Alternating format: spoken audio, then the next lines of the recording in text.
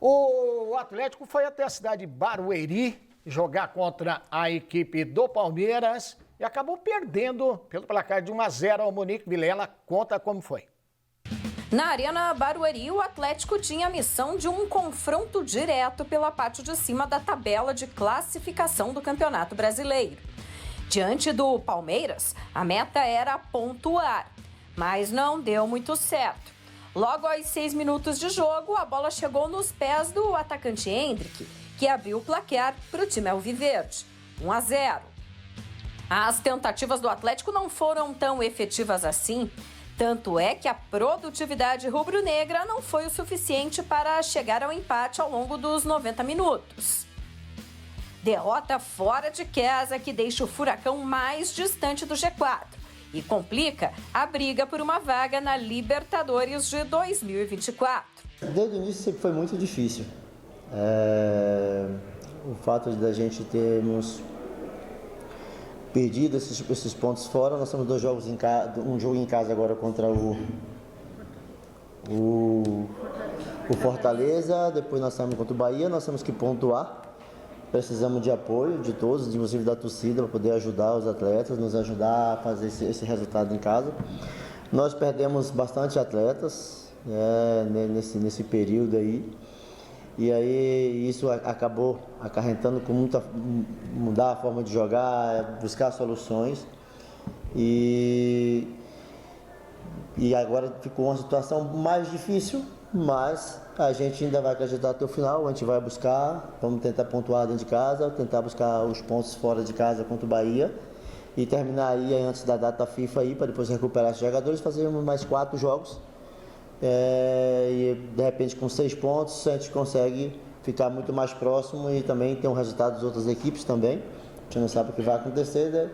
E aí, quem sabe a gente não está de novo dentro dessa briga novamente aí nos 4 últimos jogos finais depois da data FIFA. A gente vai buscar até o final. Ano passado a gente brigou até a última rodada e o último jogo foi um confronto direto contra o Botafogo. Acho que enquanto tiver chance a gente vai continuar brigando, acreditando, porque é isso que a gente tem, a gente acredita que a gente consegue e tenho certeza que a gente vai conseguir alcançar esse objetivo. Vamos acompanhar o que falou o Alexandre Matos, um belíssimo trabalho da Monique Vilela, a nossa repórter aqui do Tempo Extra, também do CNT Sport, e ele conversou com a Monique Vilela, abordou vários assuntos e começou falando e fazendo uma avaliação da campanha do Furacão nesta temporada de 2023. Veja aí. Eu fico vendo, às vezes, comentários de... Olha, o Atlético jogou o ano no lixo, mas insanidade, né? Porque o atleta está buscando uma vaga na Libertadores, que é hoje aquele limite que o Atlético tem. O Atlético busca, até tem a obrigação de tentar buscar a vaga na Libertadores, que é o que nós estamos fazendo contra grandes equipes, todas elas com poderio financeiro, econômico superior. Então, o que a gente pede para o torcedor é, nesse momento, separar aquilo que desejava para a realidade. Aquilo que desejava, eu não gosto do Wesley, aquele estagiário, não sei o quê, papapá, pipipi. Hoje a gente viu mais um campeão da Libertadores, como o Dorival ano passado, que passaram no Atlético e foram também bastante criticados, bastante cobrados, enfim. Então o problema está aí? Não, o problema está na maneira que o Atlético faz. O Atlético é um clube de gestão e assim tem que continuar, e é assim que transformou-se nesse clube acima da média do futebol brasileiro. O Atlético não pode passar para ser irresponsável, como vários clubes foram, e chegaram no seu limite financeiro, e por isso fica na gangorra, sobe e desce, paga salário, não paga salário, paga imagem, não paga... O Atlético não tem isso, e o Atlético vai manter isso. Vocês acham realmente que a gente não procurou treinadores? Vocês acham realmente que a gente não ligou lá para os Milito, para os Gago? Só que eles pedem 10, 12, 15 vezes mais que ganha os nossos treinadores, que eles pedem 7, 8 auxiliares, pede 6, 7. Isso não é o perfil do Atlético. O Atlético fica na sua gestão. E na sua gestão que o Atlético vai manter. E é por isso que o Atlético tem esse sucesso. Por isso que o Atlético chega aqui e é respeitado. Por isso que o Atlético está faltando 6 rodadas, brigando por uma vaga de Libertadores, mesmo tendo um orçamento, mesmo tendo uma folha salarial menor do que os adversários. É claro que nós queremos dar esse passo, só que esse passo vai vir com o tempo, ano a ano, crescimento ou com investimento de fora. Aí sim o Atlético vai conseguir dar essa situação de que é a expectativa que vai acontecer. Agora, mesmo com tudo isso, queria falar para o torcedor, ou a gente se abraça nesses 6 rodadas, e vai ser difícil, muito difícil. Tivemos hoje mais alguns jogadores que saíram lesionados. Se não me engano, o Esquivel está fora, se não me engano, o Kaká está fora, né? Ou seja, uma enormidade de problemas. Ou nós vamos nos abraçar, ou nós vamos simplesmente ficar, porque o ano foi ruim, A gente tem que entender que não é todo ano, quando você trabalha no limite, como o presidente disse, que nós batemos no teto, batemos no limite, é isso. Tem ano que vai bem, o ano passado nós quase ganhamos a Libertadores, esse ano infelizmente saímos nos pênaltis, mas nós estamos brigando no Brasileiro. Muito clube queria estar no lugar do Atlético, né? Muito clube está lá embaixo, muito clube que investiu mais, que tem folha salarial maior, está lá embaixo, o Atlético está aqui, né?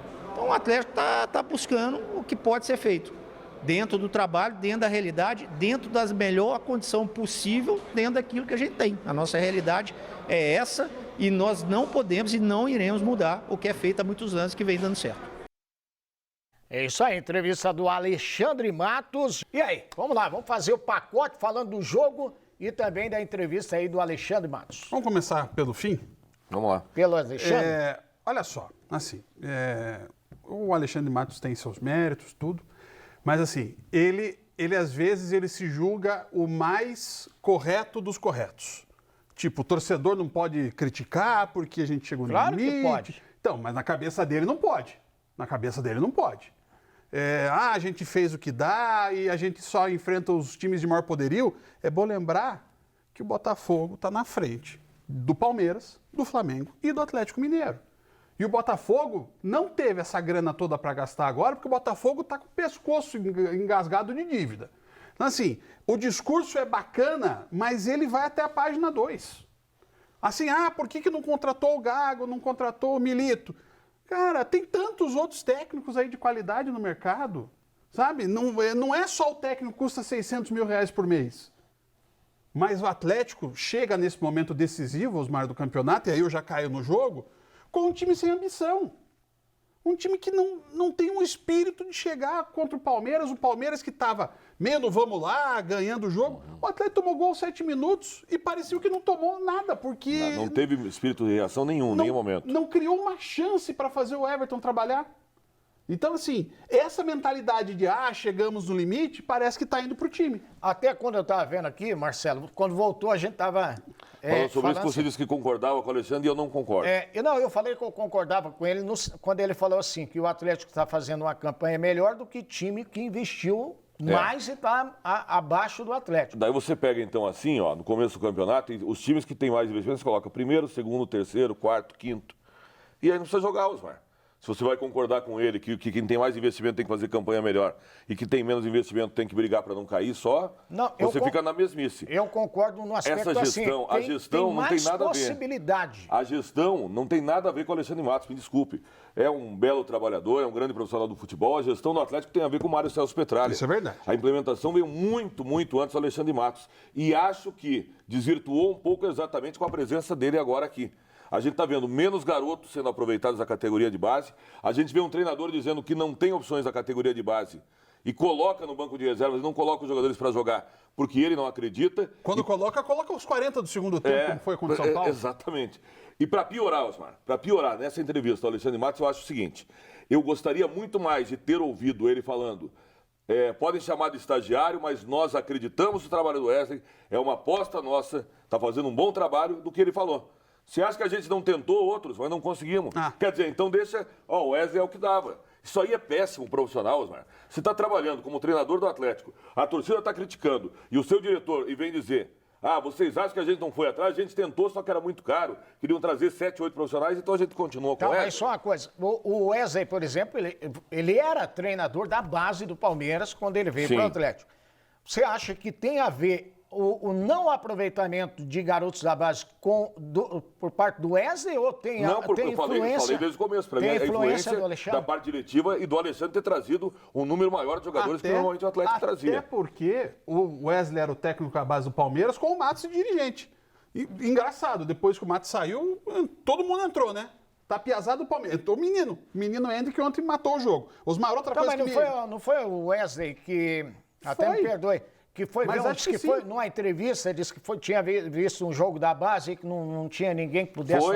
Foi ele, não foi? Por isso que eu digo, um treinador que não tá fazendo com que o que normalmente fazia no Atlético, e para mim isso aí tem a parte diretiva. E o discurso é o mesmo, né? Quando o dirigente fala, tentamos o Gago e o Milito, né? Então, tipo, tá aí o Wesley porque não tinha outro.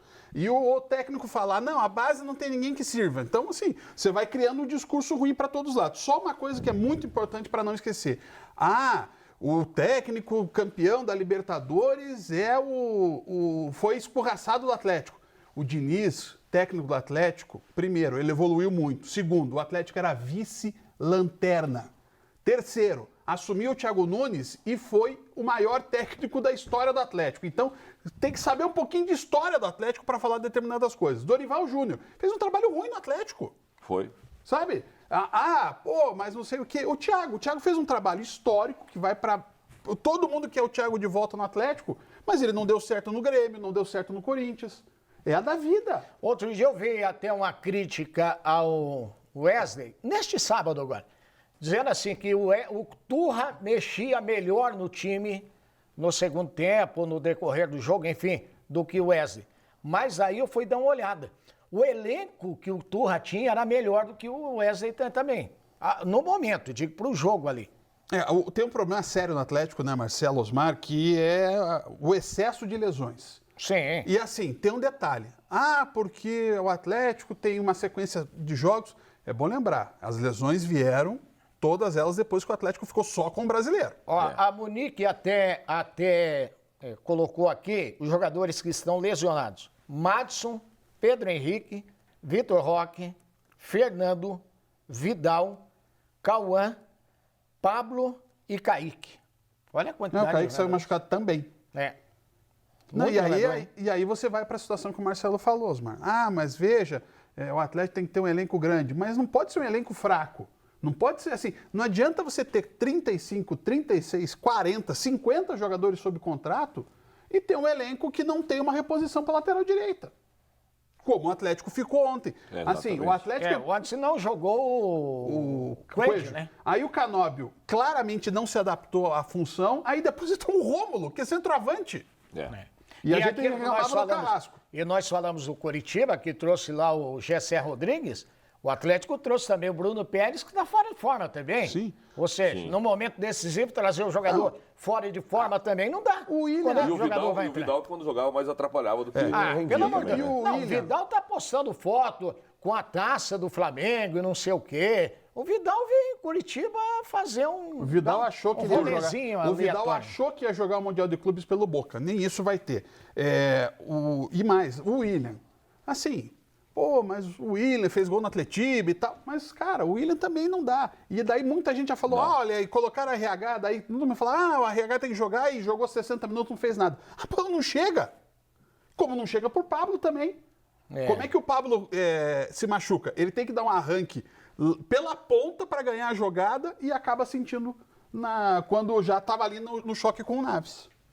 É uma situação complicada, realmente. E Osmar? O Furacão tem agora, quarta-feira, Cristian, às 8 da noite, o Fortaleza, hein? Esse jogo aí, foi você que falou, Marcelo, o Cristian, que esse jogo aí tem que ganhar, porque senão já fica muito distante. Não, você coloca e coloca o Fortaleza na briga. Coloca o Fortaleza na briga. Esse é o grande problema, Osmar. É isso aí, é confronto direto. Coloca o Fortaleza na briga, o Fortaleza com 2 jogos a menos. Esse é um X da questão, Cristian. Esse é um problema seríssimo.